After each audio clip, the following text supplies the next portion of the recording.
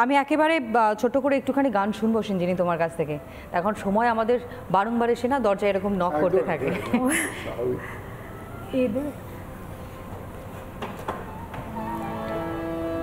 আমি অনেকগুলো আমরা পরপর একটু একটু করে গান করলাম, হ্যাঁ, কিন্তু ওই কেন জানি না মন ভীষণ মনে হচ্ছে যে একটু রবীন্দ্রনাথের গান একটুখানি করি। দাও।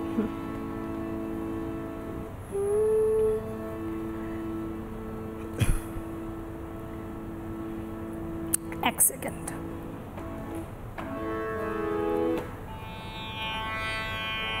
কে বসিলে আজি হৃদয় শোনে ভুবনেশ্বর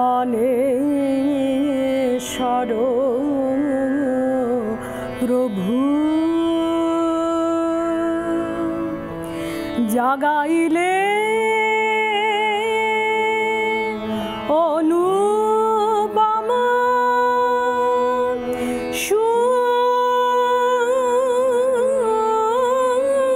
সুন্দর শোভা হে হৃদয়ে সর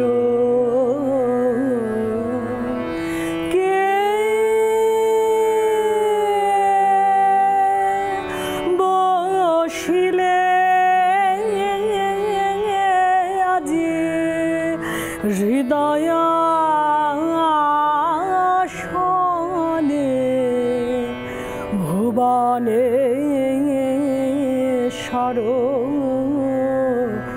প্রভু। অসাধারণ অসাধারণ। সকালটা সত্যি একটা অন্যরকম সকাল আজ আমরা উপভোগ করলাম, আমরা পেলাম।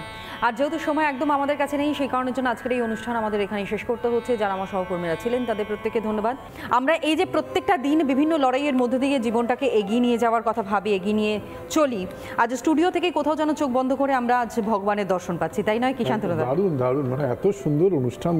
আমরা গান গাইতে এসেছি কিন্তু এত সুন্দর অনুষ্ঠান এই সুযোগে দেখা হয়ে যাচ্ছে, মানে ইটস ট্রু ইন্টারেস্টিং। এবং আমার খুব মনে হচ্ছে যে এক ধরনের পাগলামো না থাকলে না এই রামকৃষ্ণ আন্দোলনের সঙ্গে বা রামকৃষ্ণ ভাবধারায় you can't connect, do understand? মানে তোমার মধ্যে না একটা পাগলামো থাকবে, সেই পাগলামোতে কিছু ওই পরমাণু থাকে, তার মধ্যে সততা, সত্য, অনুশাসন, এই ইনগ্রিডিয়েন্টসগুলো জন্ম জন্মান্তরের সংস্কারের ফলে ঠাকুর বোধহয় কোনো না কোনো রকমভাবে, ঠাকুরেরও তো লীলা করতে ইচ্ছে করে, তো সে চায় এরকম একটা পাত্র, যে পাত্রে অনুশাসন থাকবে, যে পাত্রে আপ্রাণ চেষ্টা থাকবে সত্য এবং সততা এবং শিবজ্ঞানে জীবসেবা।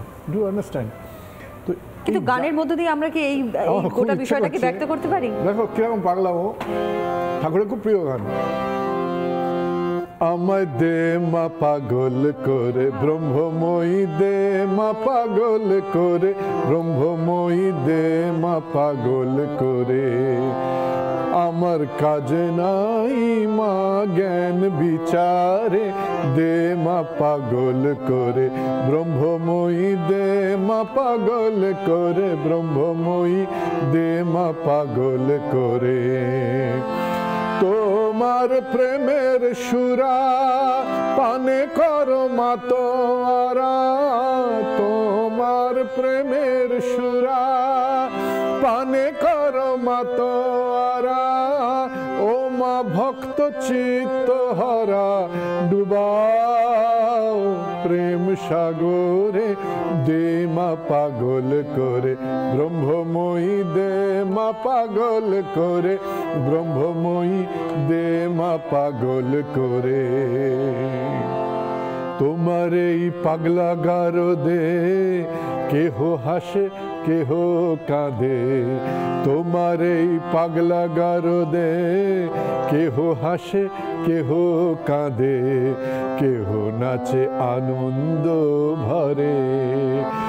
ঈশামুষা শ্রী চৈতন্য প্রেম ভরে অচৈতন্য ঈশামুষা শ্রী চৈতন্য প্রেম ভরে অচৈতন্য হায় কবে হব মাধন মিশে তার ভিতরে দে মা পাগল করে ব্রহ্মময়ী দে মা পাগল করে ব্রহ্মময়ী দে মা পাগল করে।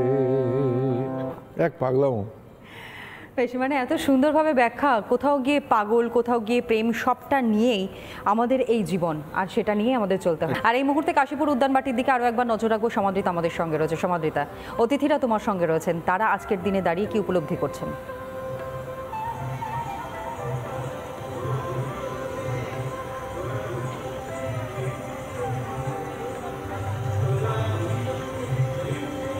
আমার সঙ্গে রয়েছেন বর্ষিয়ান সাংবাদিক নির্মাল্য মুখার্জি, রয়েছেন গবেষক পূর্বা সেনগুপ্ত। আমরা সকাল থেকে কথা বলছি, বেশ অনেকগুলো ইন্টারেস্টিং তথ্য কিন্তু উঠে আসছে ঠাকুরের সেই সময়ের গল্প বলতে বলতে। আমরা এখানে কনস্ট্যান্ট অ্যানাউন্সমেন্ট শুনতে পাচ্ছি, জুতো সাবধানে রাখবেন, জুতো চুরি যাতে না হয়, এবং সঙ্গে সঙ্গে জুতো নিয়ে পূর্বাদি একটা গল্প বলছিলেন। সেই গল্পটা চট করে একটু শুনে নিই। পূর্বাদি।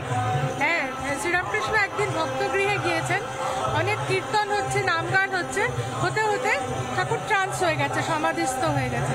কিন্তু সেই সমাধির মধ্যেই তিনি রাখাল, তার মানসপুত্র, পরবর্তীকালে স্বামী ব্রহ্মানন্দ, তাকে বলছেন ও রা জু আ, মানে ও রাখাল, জুতো কি আছে?